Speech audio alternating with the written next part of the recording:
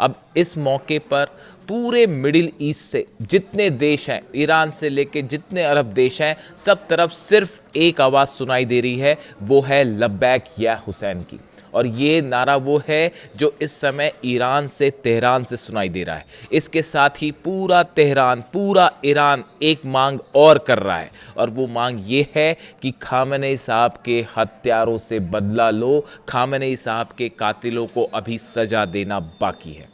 देखिए, एक तरफ ईरान और अमेरिका के बीच एमओयू की बातें हैं, एमओयू की तमाम शर्तों को लेकर चर्चाएं हैं, लेकिन इसी बीच हकीकत ये है कि ईरान की सेना आईआरजीसी एक बड़ी जंग की तैयारी में जुट चुकी है, और कई बातें, कई डेवलपमेंट्स ऐसे सामने आए हैं जो इसे और इशारा कर रहे हैं कि ये जो एमओयू है ये ज़्यादा दिन नहीं टिकने वाला और ये टूट जाएगा। और पूरा ईरान एक साथ, आप देखिए जो तस्वीरें ईरान से सामने आ रही हैं, तेहरान से सामने आ रही हैं, लाखों करोड़ों लोग सड़कों पर हैं और वहाँ जो नारे लग रहे हैं, और हर शख्स के मन में अब भी ये बात है कि अली खामेनेई साहब के कातिलों से बदला लो। ये मांग तेहरान से उठ रही है, वहाँ की जनता से उठ रही है। देखिए, इसके बीच हॉर्मूज को लेकर बड़ा डेवलपमेंट सामने आया है, और हॉर्मूज को लेकर एक बड़ी साजिश का खुलासा भी हुआ है। देखिए, ईरान की सेना की तरफ से, खास तौर पर आईआरजीसी की तरफ से ये बयान दिया गया है कि हॉर्मूज में अगर कोई भी नया रूट बनाने की कोशिश की गई तो ये ईरान की सेना को कतई मंजूर नहीं होगा, और अगर किसी रूट से, वहां से नए रूट को फॉलो करके जहाज गुजरने की कोशिश करते हैं तो उन्हें निशाना बनाया जाएगा। ईरान ने साफ कर दिया है कि हॉर्मूज से वही जहाज गुजरेंगे जो ईरान की सेना के संपर्क में है, ईरान की सेना को जिनकी जानकारी है और जिनको गुजरने की इजाजत ईरान की नौसेना देगी, सिर्फ वही जहाज वहां से निकलेंगे। अब देखिए, अचानक ईरान और अमेरिका के बीच हॉर्मूज को लेकर यह तनाव देखने को क्यों मिल रहा है? जो खबरें हैं उसके मुताबिक कुछ अरब देशों के साथ मिलकर अमेरिका एक नई कोशिश में जुटा हुआ है कि किसी तरह से हॉर्मूज में ईरान को बाईपास करते हुए एक नया रूट बनाया जाए जिससे वहां से जहाज गुजर सके। इस तरह की कोशिश हो रही है। इसको लेकर कई देशों की तरफ से बयान भी आए, और इसी वजह से नाराज है ईरान की सेना। और आईआरजीसी की तरफ से बात कही गई कि अगर आप हमारी अनदेखी करके यहां से गुजरने की कोशिश करेंगे तो उसके बाद वही अंजाम होगा जो हॉर्मूज में पिछले कुछ दिनों में जहाज़ों को देखने को मिला था, और जिस तरह से ईरान ने हमले किए थे, ड्रोन अटैक्स किए थे। यानी हॉर्मूज को लेकर एक बार फिर अमेरिका और ईरान आमने सामने है। देखिए, एमओयू की तमाम शर्तें हैं, लेकिन जो ग्राउंड रियलिटी है वो पेपर पर पेंसिल से और पेन से लिख के साइन करने से जो है, वो धरातल पे जो हकीकत है वो नहीं बदल सकती।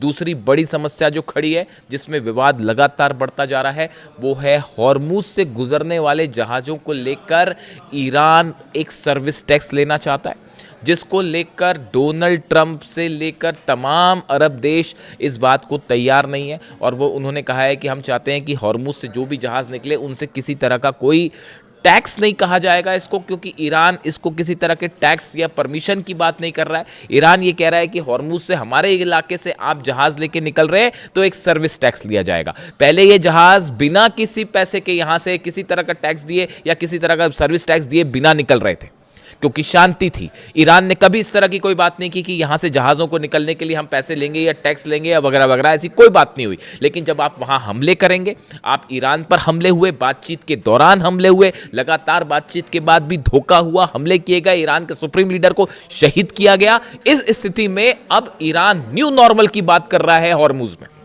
वो ईरान ये नहीं चाहता कि हम उस स्थिति में वापस पहुंचे जैसा पहले हॉर्मूज था, अब वैसा नहीं हो पाएगा। ये बयान ईरान के राष्ट्रपति की तरफ से आ चुका है, ईरान के विदेश मंत्री की तरफ से आ चुका है, आईआरजीसी की तरफ से आ चुका है कि अगर आप ये सोचते हैं कि हॉर्मूज पहले की तरह से अब खुल जाएगा तो ये मुश्किल है। और इसी को लेकर ईरान और ओमान के कई अधिकारियों के बीच में बड़ी बैठकें भी हुई है, जिसमें एक प्लान भी तैयार किया गया कि आने वाले समय में किस तरह से हॉर्मूज में एक प्रकार का सर्विस टैक्स वसूला जाएगा और वहाँ क्या व्यवस्था होगी। और इसी बात को लेकर मार्को रूबियो के बयान, अमेरिका के विदेश मंत्री का बयान और ईरान के विदेश मंत्री के बयान अलग अलग हैं, और दोनों में तकरार देखने को मिल रही है।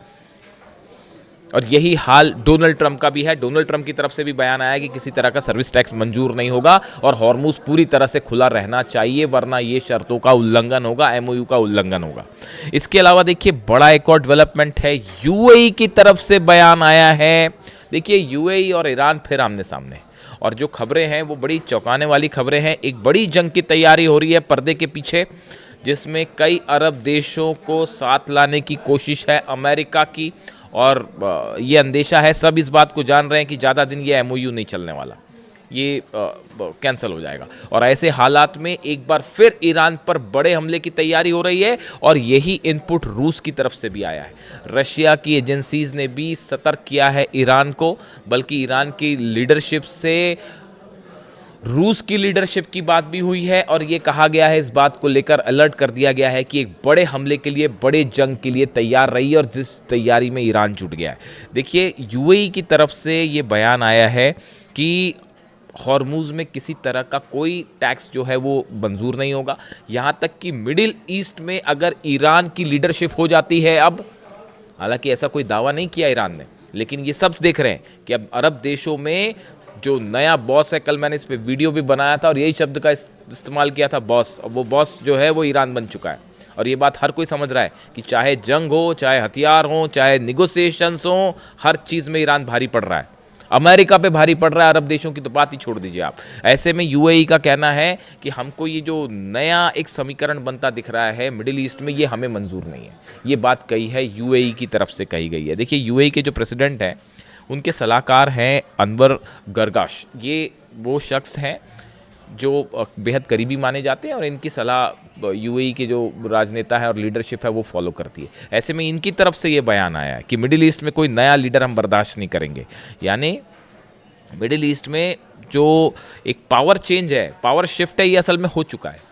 ये जंग के पहले जो हालात थे वो पूरी तरह से बदल चुके हैं, और अब जो न्यू नॉर्मल है ईरान उस पर अड़िग हो गया। यानी निगोसिएशन ईरान अपने दम पे कर रहा है, अपनी शर्तों पर कर रहा है, जंग अपनी शर्तों पर लड़ी, अपने हिसाब से हमले किए, अपने हिसाब से उसने तय किया कि कहाँ हमले होने। पूरे अरब देशों पर एक साथ हमले, अमेरिका पे हमले, इजराइल पर हमले। आप गिनती लगा लीजिए कितने देश हैं, वो मिल के भी ईरान का कुछ ना बिगाड़ पाए। ऐसे सूरत में अब ये हॉर्मुज को लेकर नया विवाद खड़ा हो गया। इसके साथ ही आप देखिए मिसाइल्स को लेकर ज़बरदस्त चर्चा है डिफेंस सर्कल में। पहले देखिए जो एमओयू साइन हुआ है, इसकी 14 शर्तें मैं तो रट चुका हूँ उसको, एक एक चीज़, और मैंने हर एंगल पर उस पर विचार करके देख लिया। उसमें कहीं पे भी ये शर्त नहीं है कि ईरान की मिसाइल्स प्रोग्राम पर कोई बात होगी। लेकिन उसके बाद देखिए फिर भी एक बड़ा विवाद छिड़ा हुआ है, और अमेरिका की तरफ से इस तरह के बयान आ रहे हैं कि ईरान की मिसाइल्स पर भी चर्चा होगी। और इस तरह के बयान जब अमेरिका के डिप्लोमेट्स की तरफ से आए, तो इसकी वजह से ईरान की सेना और आईआरजीसी गुस्से में। उसका कहना है कि इस तरह के बयान इस एमओयू का सीधा सीधा उल्लंघन है, हम मिसाइल्स कैपेबिलिटी पर कोई बात नहीं करेंगे। ये बात ईरान की तरफ से साफ कर दी गई। तो फिर आखिर ये मुद्दा उठा क्यों कि ईरान की मिसाइल्स पर बात होगी? उसकी वजह है नेतन्याहू, उसकी वजह है इजराइल। नेतन्याहू और इजराइल का सबसे बड़ा खौफ है फतह 2, सबसे बड़ा खौफ है खुर्रम शहर, सबसे बड़ा खौफ है सेजल। ये वो मिसाइलें हैं, इमाद और कद्र जैसी मिसाइलें जो बरस रही थी जब इजराइल पर, तो इजराइल के 12 शहर जल रहे थे। तो सबसे बड़ा खतरा जो है नेतन्याहू को लगता है वो ईरान की मिसाइल से रखता है कि इस पर कंट्रोल होना चाहिए। देखिए एटम बम की बात होती है, एटम बम से इजराइल को कोई खतरा नहीं है, इस बात को समझिए। ईरान का ये एक बहुत बड़ा प्लॉट है, साजिश है, ईरान पे हमले करने का एक बड़ा बहाना है।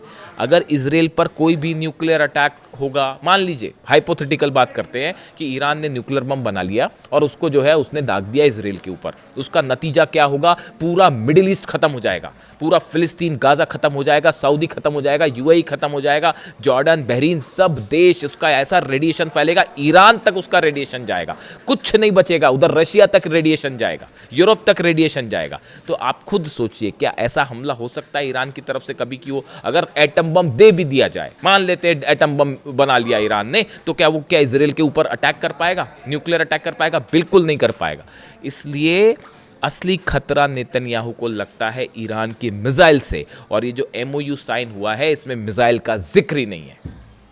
इसीलिए खौफ खा रहे हैं नेतन्याहू और इजराइल के तमाम डिफेंस एक्सपर्ट।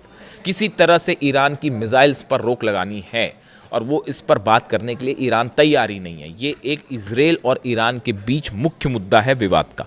इसके अलावा आप यूरेनियम की बात करें, देखिए अमेरिका का मुख्य कंसर्न है कि किसी तरह से न्यूक्लियर पावर बनने से रोका जाए, क्योंकि मुख्य उसको इस बात का डर है कि न्यूक्लियर बम बन जाता है तो फिर खतरा जो है वो अमेरिका पर हो जाएगा।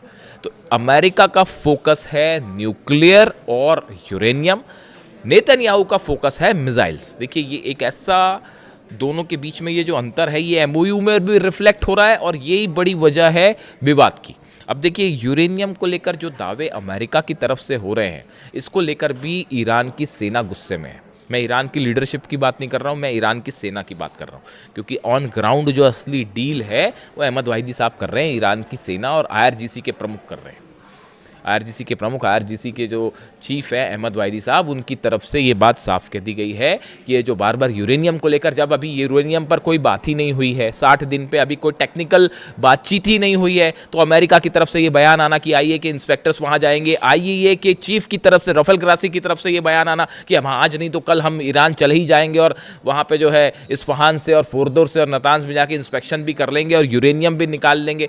यानी ये ऐसी बातें हैं जिसकी वजह से ईरान की सेना गुस्से में है कि ये इसको फिर वो धोखा मान के चल रही है। इसी तरह आप देख लीजिए कंपनसेशन को लेकर भी बड़ी हैरान करने वाली बातें हैं।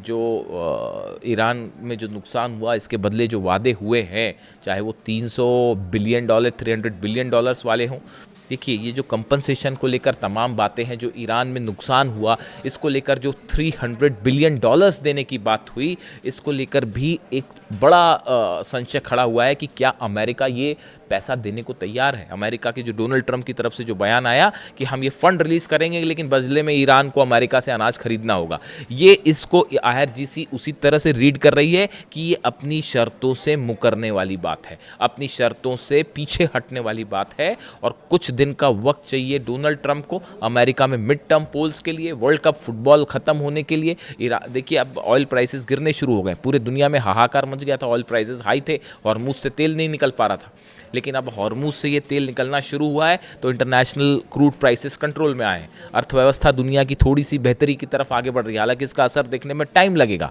लेकिन क्या यही दांव था डोनाल्ड ट्रंप का कि पूरी दुनिया में अगर हाहाकार मच जाता, इकोनॉमी बैठ जाती दुनिया की, तो चुनाव हार जाते Donald Trump, mid term polls America का। क्या उसको मैनेज करने के लिए ये डील का खेल खेला जा रहा है? ईरान इस बात को अच्छी तरह से समझ रहा है और यही इनपुट केजीबी की तरफ से आया है, रूस की खुफिया एजेंसी की तरफ से भी आया है और चाइना की तरफ से भी ऐसे इनपुट मिले हैं ईरान को कि आने वाले वक्त में पिछली बार से ज़्यादा बड़ा अटैक हो सकता है और इसके लिए एक बड़ी लॉबी भी शुरू हो चुकी है अरब देशों को अपने साथ लाने के लिए।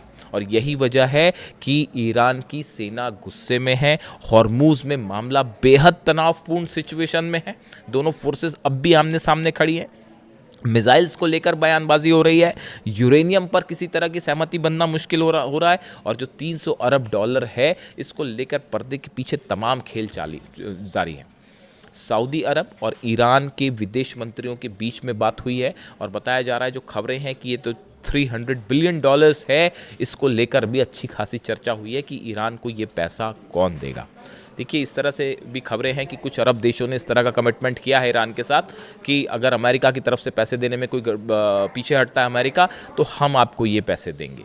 इस तरह के कमिटमेंट हुए हैं। इसको लेकर मैं अलग से पूरा डिटेल में वीडियो करूंगा कि आखिर अरब देश ईरान की इस जंग को लेकर क्या रुख रख रहे हैं। लेकिन फ़िलहाल हालात ये हैं कि मुहर्रम के 10वें दिन ईरान की सेना बड़ी जंग की तैयारी में जुटी हुई है और इस बात को माना जा रहा है कि ज़्यादा दिन वक्त अब नहीं है और जंग होनी तय है। और इसी बीच जैसा मैंने आपको बताया, तेहरान से आम जनता की यही मांग है, एक तो लब्बैक या हुसैन के नारे लग रहे हैं और दूसरी मांग ये है कि खामेनेई साहब के कातिलों से बदला अभी बाकी है।